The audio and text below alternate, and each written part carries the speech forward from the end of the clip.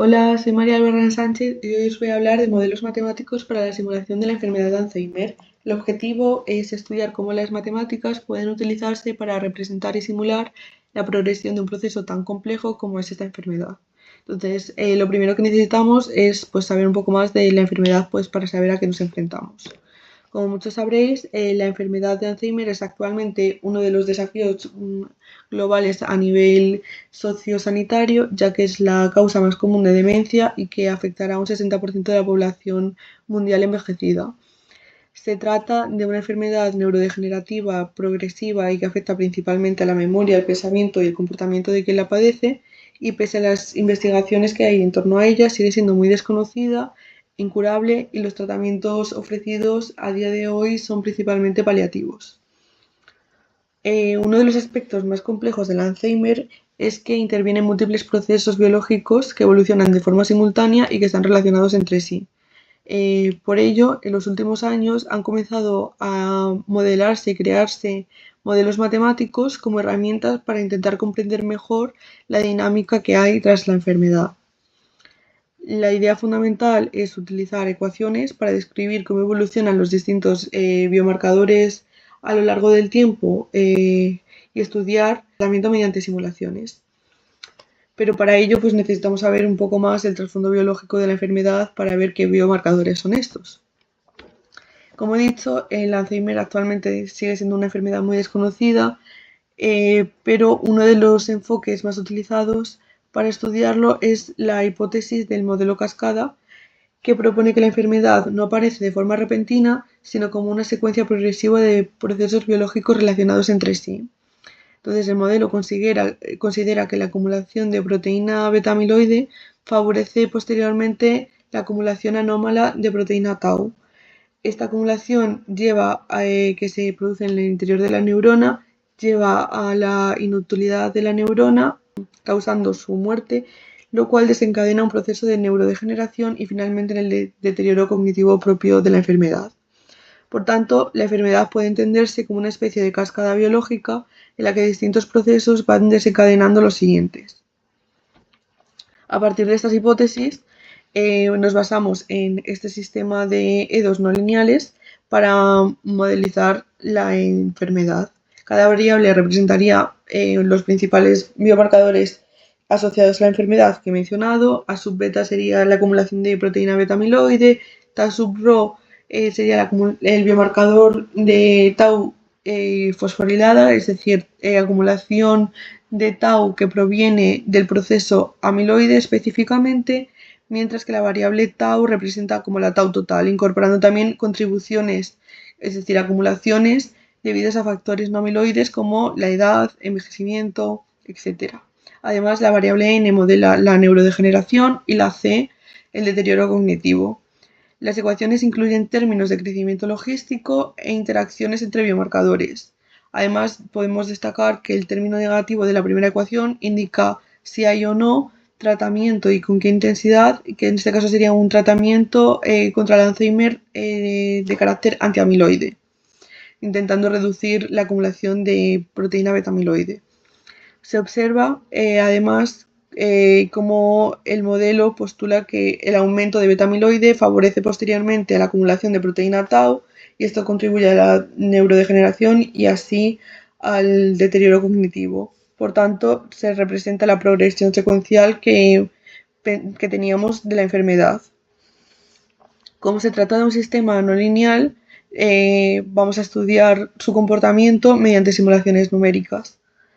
Entonces, una vez definido el modelo, queremos ver si este puede reproducir bien escenarios clínicos de interés, que serán el inicio temprano de la enfermedad. Esto ocurre cuando la enfermedad se da en pacientes de una edad inferior a 65 años y normalmente es asociada a un factor genético y a una gran acumulación de proteína beta-amiloide.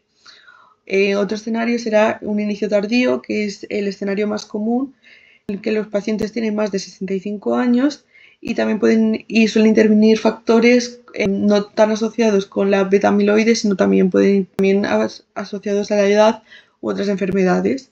Y además realizaremos también algunas simulaciones que incorporan el tratamiento antiamiloide para analizar cómo afecta la evolución de los biomarcadores.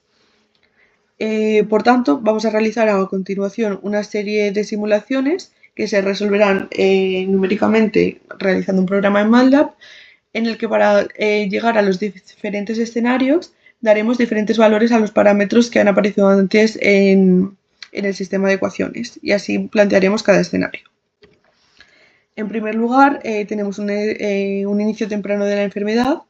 Aquí podemos ver cómo la acumulación de beta-amiloide comienza primero y aumenta progresivamente.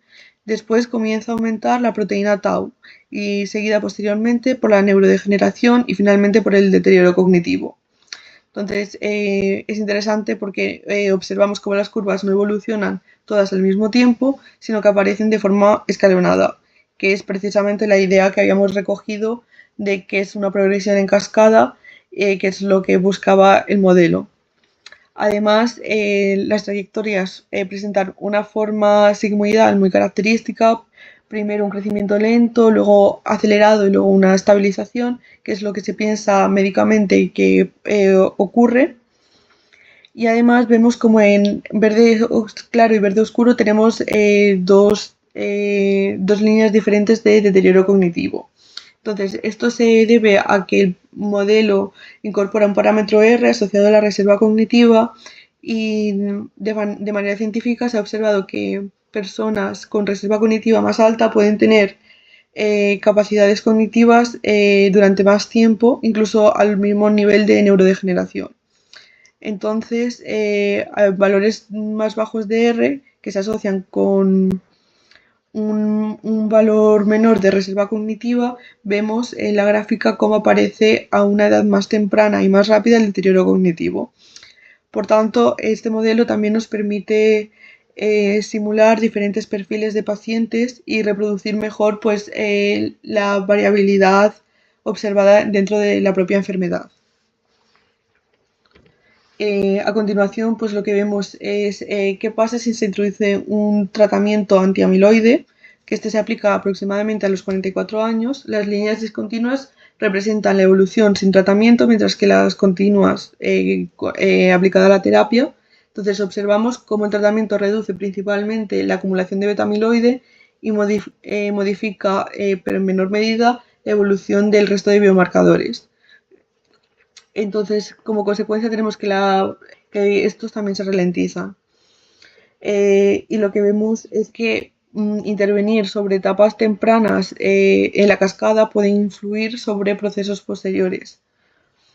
Si estudiamos un escenario similar en la que aplicamos el tratamiento pero de forma más temprana, en los 35 años con la misma intensidad, comparando a las simulaciones que hemos realizado, vemos cómo la intervención precoz produce un efecto más significativo sobre el global de la enfermedad. La acumulación de los biomarcadores se retrasa y el deterioro es mucho más lento, lo cual nos importa porque podría traducirse en una diferencia real en la calidad de vida del paciente. Si ahora queremos simular el otro escenario de la enfermedad, sería un inicio tardío.